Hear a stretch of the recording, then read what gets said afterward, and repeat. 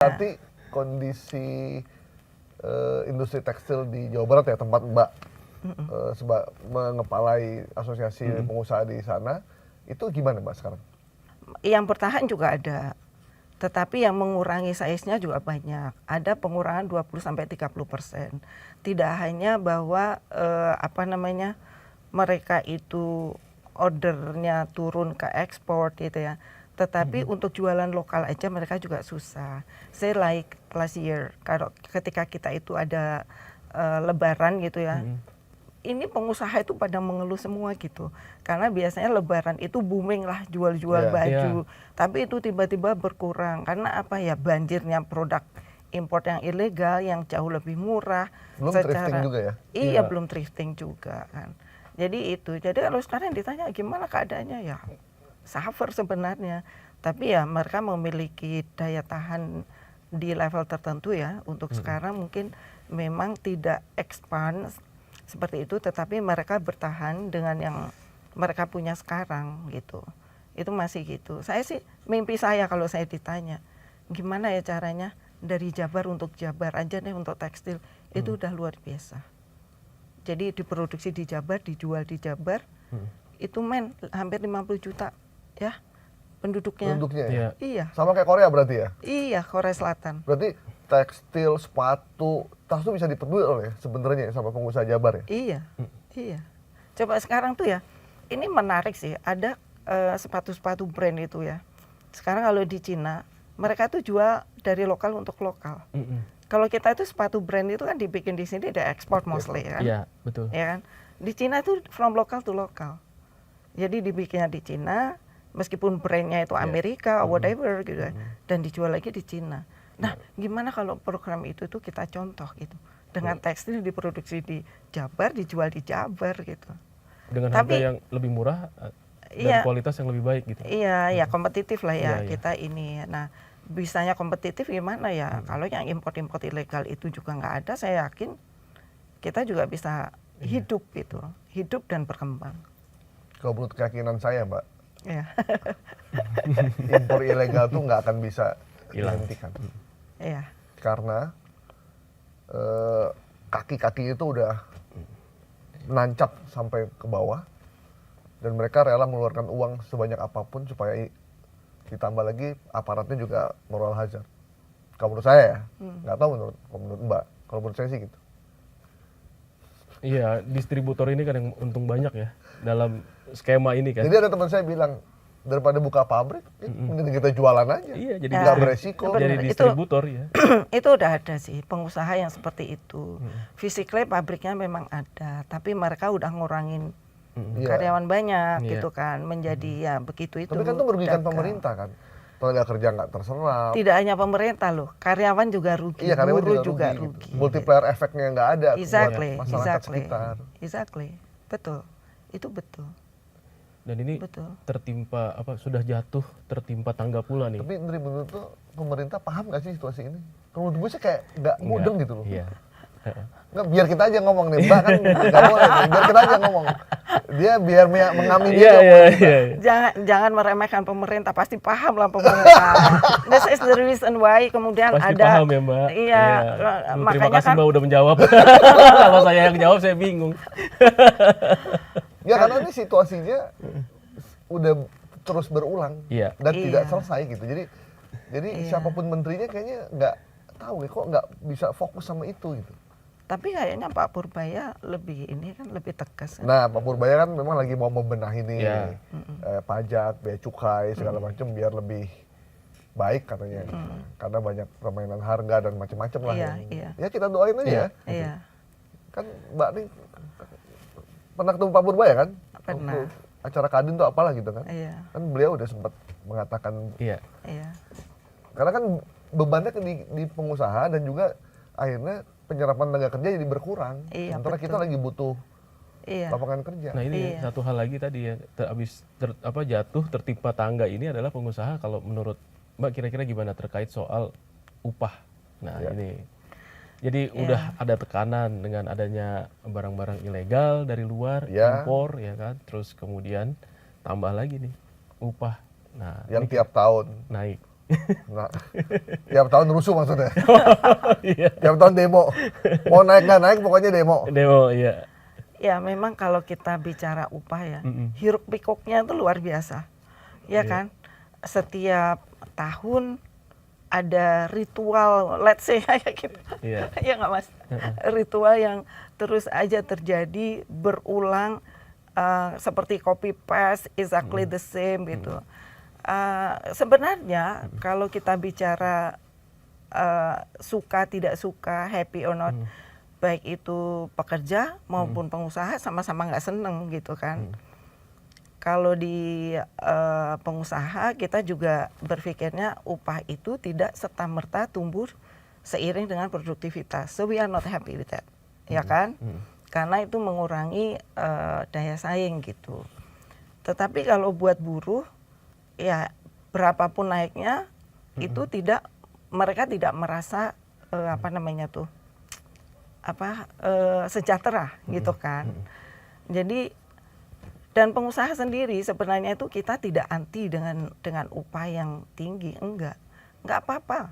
Yang penting disertai dengan produktivitas, ya kan? Iya. Terus yang kedua sesuai dengan aturan. Yang ketiga itu juga sejalan dengan continuity keberlangsungan dunia usaha. Sustainability, Ya, sustainability ya. sustainability. So, why gitu loh sekarang upah dituntut tinggi, tapi tahun depan kita kolaps. Untuk apa gitu?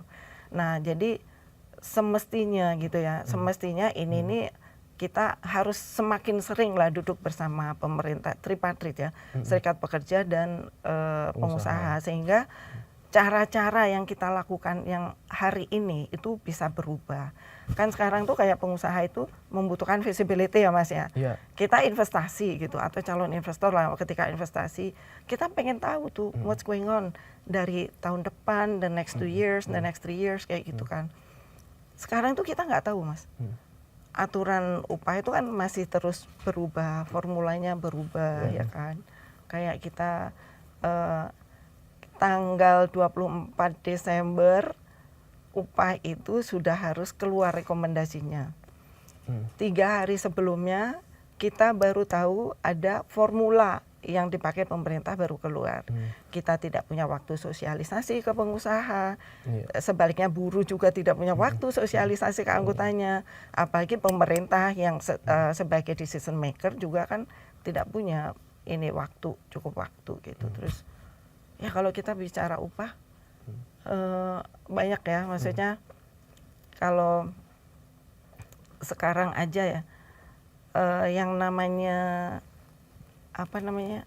persaingan nih, persaingan upah itu tidak lagi kita bandingin Indonesia dan Vietnam, bukan lagi, tetapi dibandingnya udah antar provinsi, antar kabupaten atau kota. Iya.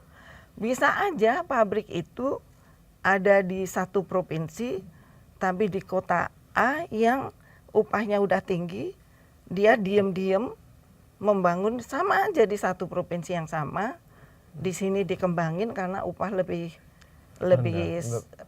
kompetitif, ya ini ya kan berkurang gitu kan, pindah gitu, itu bisa begitu. Nah, itu kejadian sebenarnya ya di Jawa Barat pindah ke Jawa Tengah ya.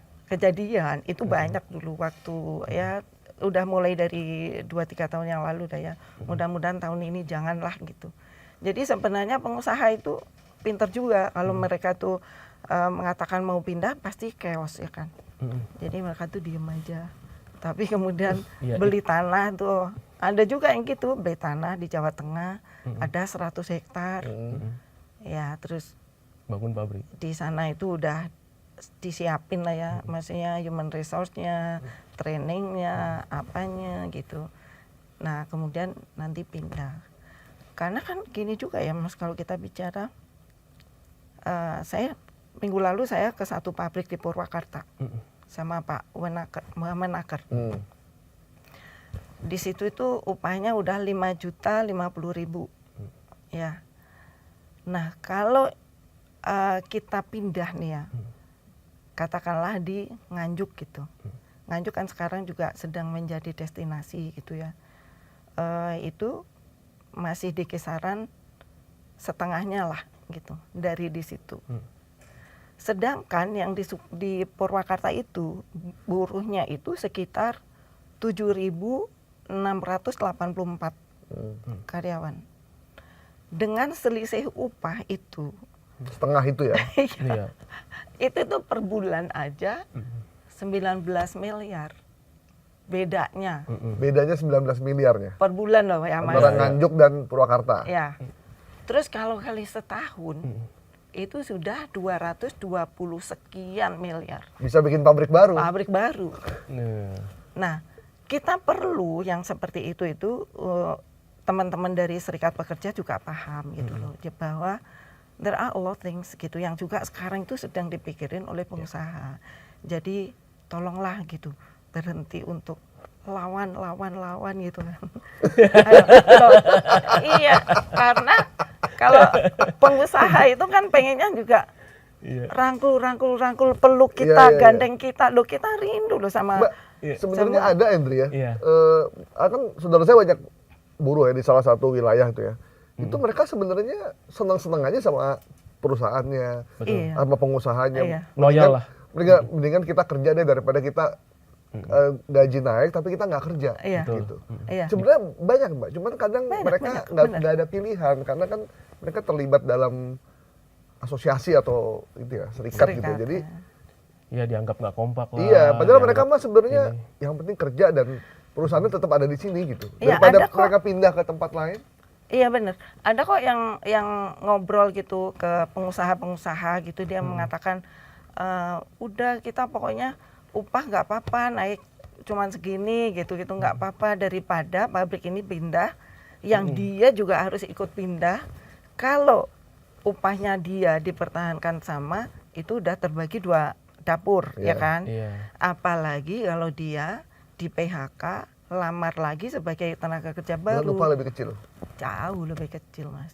Iya, itu Dan- terjadi. Dan Saya- itu fenomena pengusaha banyak mindahin pabriknya dari UMP yang besar ke UMP yang lebih kompetitif. Itu akan terus terjadi, Mbak.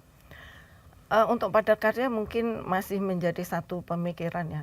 Sebenarnya saya nggak bicara UMP ya Mas. Kalau UMP itu kan basically hanya jaring pengaman. Yang dimana kalau di Jawa Barat tuh nggak ada satupun daerah dengan gaji UMP. Tetapi Oh, iya? lebih ke UMK. Oh iya. Ya UMP. kan, Iya. gitu.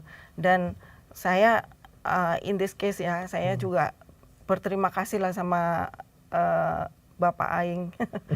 KDM ini lumayan memahami situasi dunia usaha.